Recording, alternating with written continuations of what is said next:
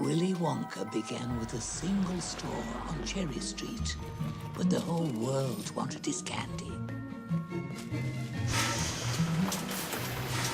Mr. Wonka?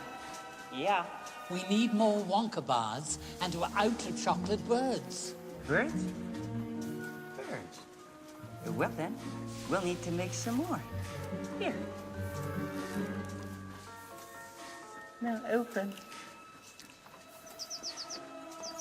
The waterfall is most important. Mixes the chocolate, churns it out, makes it light and frothy. By the way, no other factory in the world mixes its chocolate by waterfall, my dear children. And you can take that to the bank.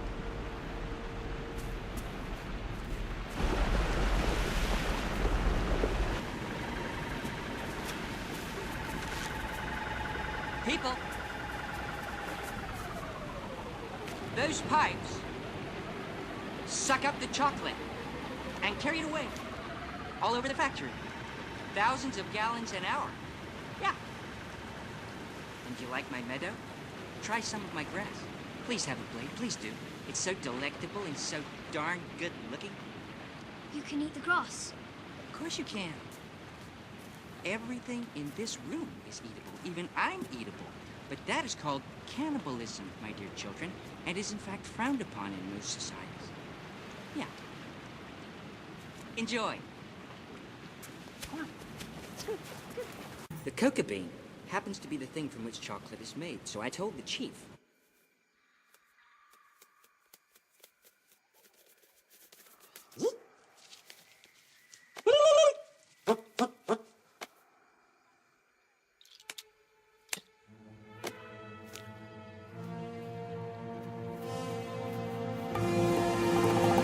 They are such wonderful workers.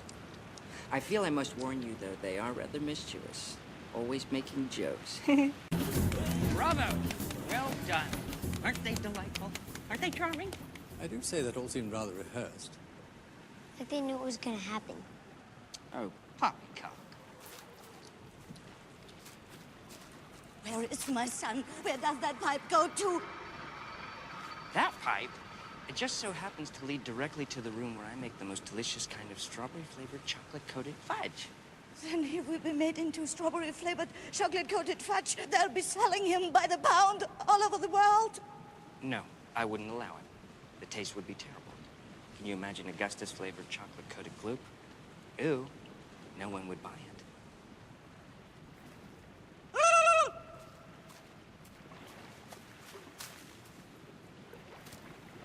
I want you to take Mrs. Gloop up to the fudge room, okay? Help her find her son. Take a long stick and start poking around in the big chocolate mixing barrel, okay?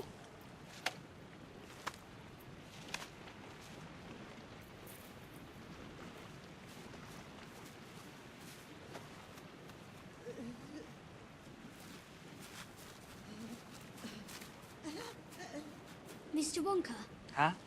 why would Augustus's name already be in the Oompa Loompa song? Unless they were... Improvisation is a parlor trick.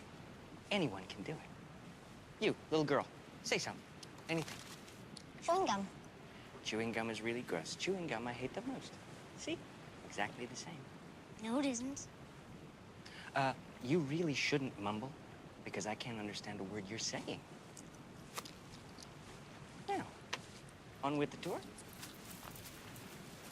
Thank you. These are everlasting gobstoppers. They're for children who are given very little allowance money. You can suck on it all year, and it'll never get any smaller. Isn't that neat? It's like gum. No. Gum is for chewing. And if you tried chewing one of these gobstoppers, you'd break all your little teeth off. They sure do taste terrific.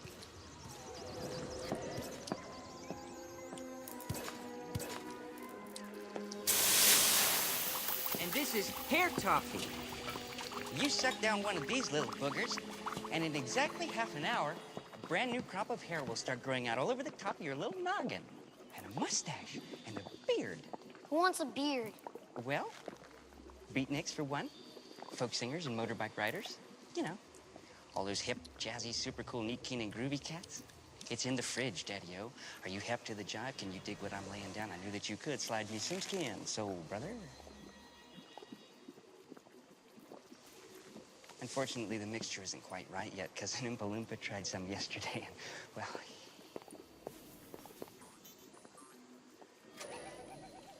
How are you today? You look great. Ah, this is a room I know all about. For you see, Mr. Wonka, I myself am in the nut business. Are you using the Havermax 4000 to do your sorting? No. You're really weird.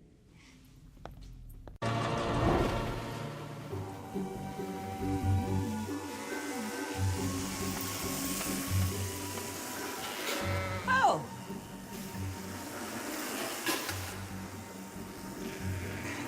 I'd rather not talk about this one.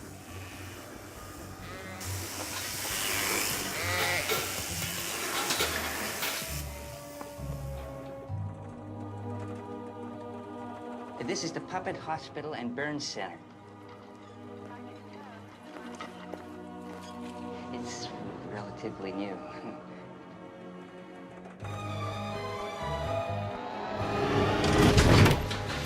Here.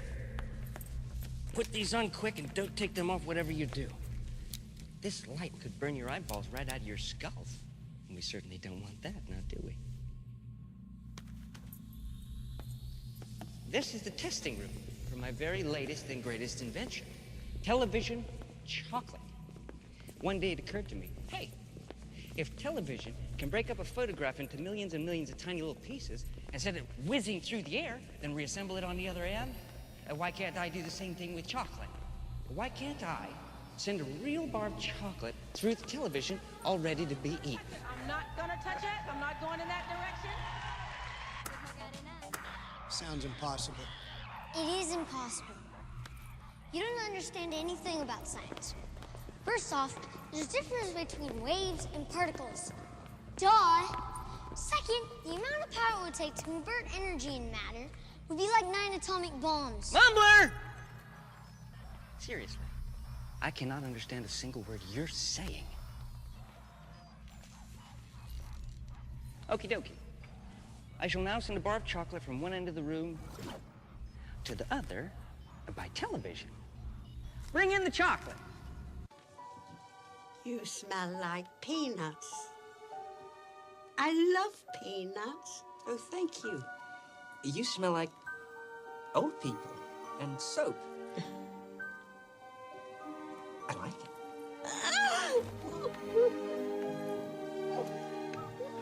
Elbows off the table, Charlie. How do you feel about little raspberry kites? With licorice instead of string. Boys, no business at the dinner table. Sorry, Mom. I think you're onto something, though, Charlie.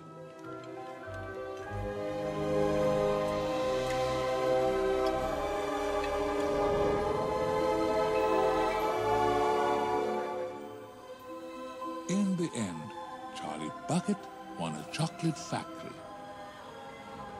But Willy Wonka got something even better. A family. And one thing was absolutely certain. Life had never been sweeter.